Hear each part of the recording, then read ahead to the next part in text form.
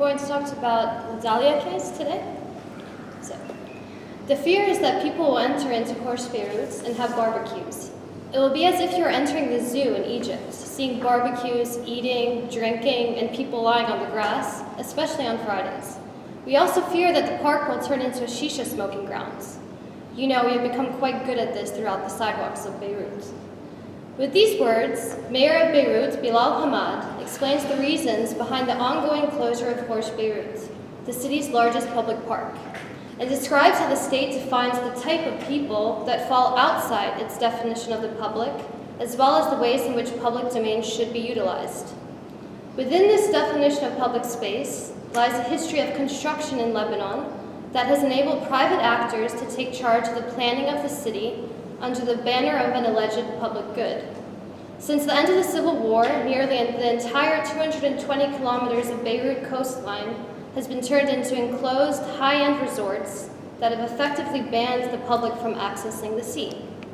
Dalia, a seafront land that was collectively known as one of the remaining communal spaces in Beirut, did not escape this ongoing threat of privatization.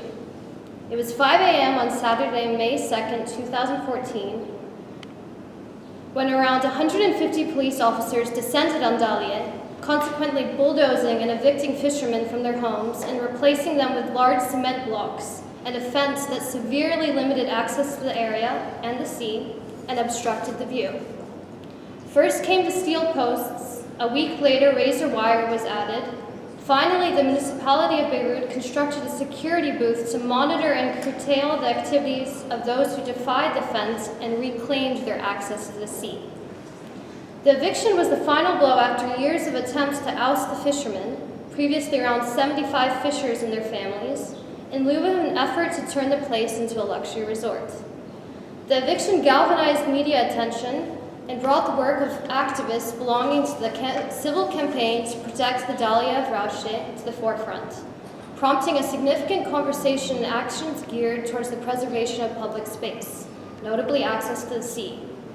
For the purpose of my research, I will look into why Dalia became a rallying point for activism related to public space preservation, despite countless other examples of privatization across Lebanon. Was the eviction and the rights of the fishermen at the center of activism efforts? Why or why not?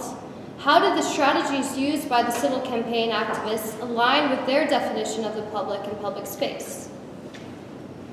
Dalia is known as one of the few remaining open shared spaces in Beirut that has historically drawn a wide range of people to swim in its natural pools and picnic in its hills. As a seaside open space, Dalia brings together a mix of social groups.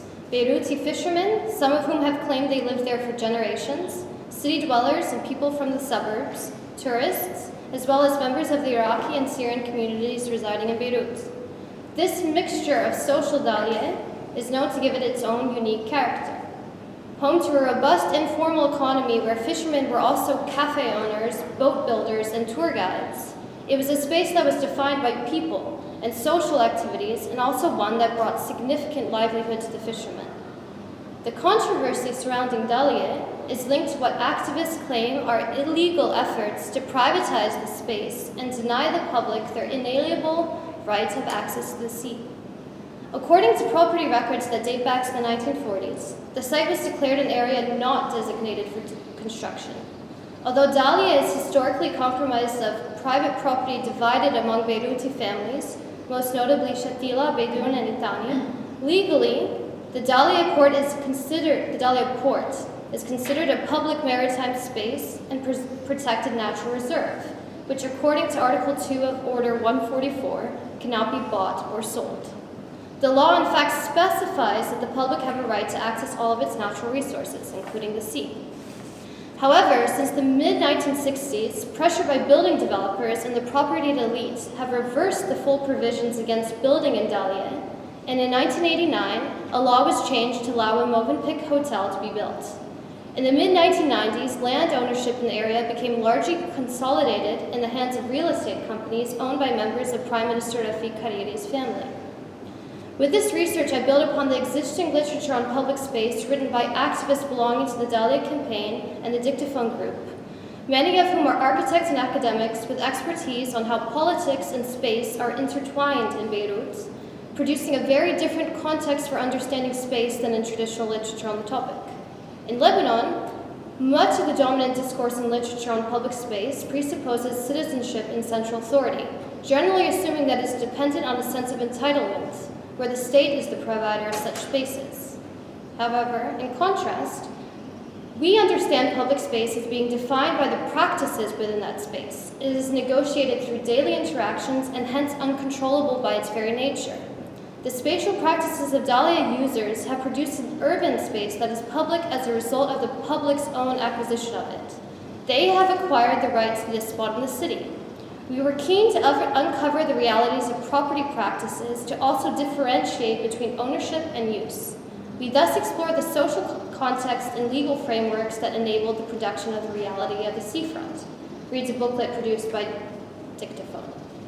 Abir Sasso, an activist with the Civil Campaign to Protect Dalia Rache, explains the relationship between public space and activism in Lebanon with the following quote. Restricting the discussion of public space within notions of state and citizenship in Lebanon not only freezes activism in the struggle for state building, but also traps policies and future visions for urban planning within a strictly propertied understanding of the city, turning dwellers and everyday users of space into passive agents with no claims over the city. This fluid approach to activism and defining public space was incredibly enlightening for me, because it is essentially the attitude one should take when approaching any type of research. Furthermore, it forced me to consider my own preconceptions, instinct to black box issues and frame them within actions of the state, and ultimately led me to refocus my questions of my research. My first instinct to conduct research came from a desire to know why the fishermen were largely absent from the dialogue on public space and activities of the Dalia activist campaign. I already knew that many of them had left Dalia due to political pressure and that they were told to drop their case the night before their appearance before the Court of Urgent Matters, with many of them accepting a compensation of up to $500,000 to leave Dalia. However, I was unclear as to why their case wasn't pushed further as an example of the weight of political pressure on citizens in Lebanon. I therefore went into the research with the intention of highlighting the voice of the fishermen and with the assumption that they somehow had been neglected for the higher purpose of speaking about public space. The first meeting I set up was with the activists of the Civil Campaign to Protect Dalia, who immediately highlighted that the fact that the fishermen accepted compensation would have made it very difficult for them to further the conversation on public space. In a way, it was their attempt to avoid blackboxing the issue, but it also spoke to the difficulty of finding the right angle to activism amid intense political pressure. I also learned that out of 75 families who fish at Dalia, only 10 of them actually lived there, and therefore were more vulnerable and susceptible to political pressure. The fact that many of them already had homes outside of Dalia was critical.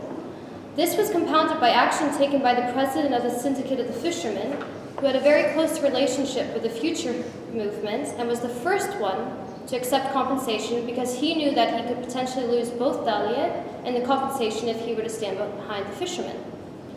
Following my conversation with the activists, I turned to a documentary filmmaker who extensively researched and interviewed all of the 10 families who lived in Dalia following their eviction. I assumed that she would be an excellent gatekeeper to the fishermen. However, it was actually my conversation with her that made me realize how many preconceptions I had about the fishermen. In her opinion, the crux of the issue lay in the power of money. She urged me not to see the fishermen as one group, despite the fact that they all draw a sense of purpose and identity with the sea. As an example, one of them had told her that he had constructed his entire house out of items made from the sea at Dalia.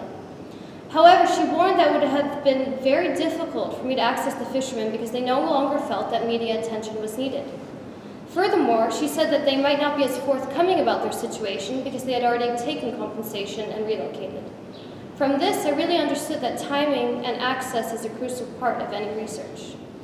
According to both the activist and the documentary filmmaker, the central focus of the fishermen was the preservation of the port because of a complicated relationship with patronage and loyalty to Rafiq Hariri, who continuously promised them a renovated port and various other incentives like social security to keep their loyalty, organized diving contests and encouraged the public to visit the space, while simultaneously making plans to privatize Dalia. Their hopes of a proper port, an idea passed down from their parents and grandparents, meant that they chose to stay out of the Dalian debate because although they were worried about the loss of public space, they were more concerned about people in power going against them.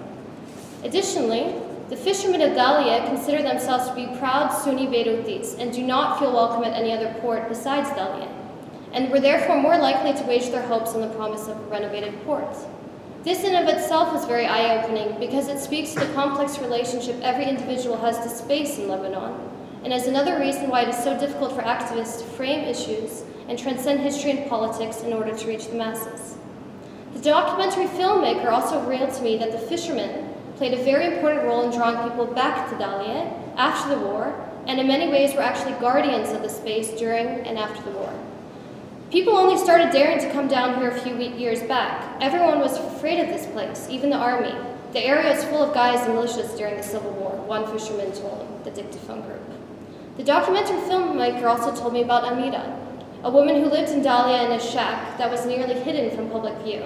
Despite being pregnant and having difficulty walking up the stairs, she made an active effort every day to go up and speak with tourists and local citizens, to offer them boat rides with her husband and tours of the space, in an effort to fight the image of the space as being unsafe following the end of the war. Once the fishermen left and the cafes were closed, the activist believes that there is now little left that will invite the public to utilize the space. It is precisely this atmosphere that the activists were trying to preserve in Lebanon, and the reason why they united to tear down the fence constructed following the eviction of the fishermen. Physical objects like the fence were not only symbolic of the lack of access to space, but were a common meeting point for activists beyond the civil campaign to protect Dalia. Interestingly enough, not all of the people at Dalia knew how to fish or actively engaged in it. However, many other activities provided them a source of income and pleasure, which in turn helped open up the space to people outside of Dalia and actually encouraged interaction between ports. Fishermen like Mohammed and Musba, two brothers, fished at Dalia and sold their fish to their cousins, other Itanis, who would either sell the fish at Ramla Al Baida or Ain Al Maresi. All of these fishermen conducted boat tours on weekends for extra money, and some of them were partial owners of cafes that were traditionally cheaper than some of the ones you'll find on the Corniche. The next part of my research took me to Ali Khalil, the lawyer who represented the fishermen of Dalia. Ali mentioned that every single one of the fishermen had actually already taken the compensation and were given 24 hours to evacuate prior to the police descending on Dalia and bulldozing their homes. Ali said that it was almost a guarantee they would have won the case, and that the state was trying to save face by offering compensation before a decision was made at court. Additionally, if the media knew that they had in fact already been compensated, it would have dramatically shifted public opinion about the case, despite a general disapproval about ongoing privatization in Lebanon. Implicit in all of my conversations was the central question of how to navigate the intense politicization of space in order to preserve a sense of belonging that comes through social interaction, tradition, and history. My hope is that my research will shed light on the difficulty faced by lawyers, activists, and citizens to claim their rights to space amid a history of politicization and privatization of space that largely benefits the elite and those in power. The definition of public space used by members of the Dalia campaign and the strategies they used encourages a look at innovative and creative ways used to further causes and navigate controversy in the Lebanese context. It also prompts a further look into how the relationship to the sea will change as a result of the fishermen being pushed out of Dalia. Is the sea simply another casualty of privatization, or can traditions like fishing and the social interaction of Dalia overcome the pressure of politics and money?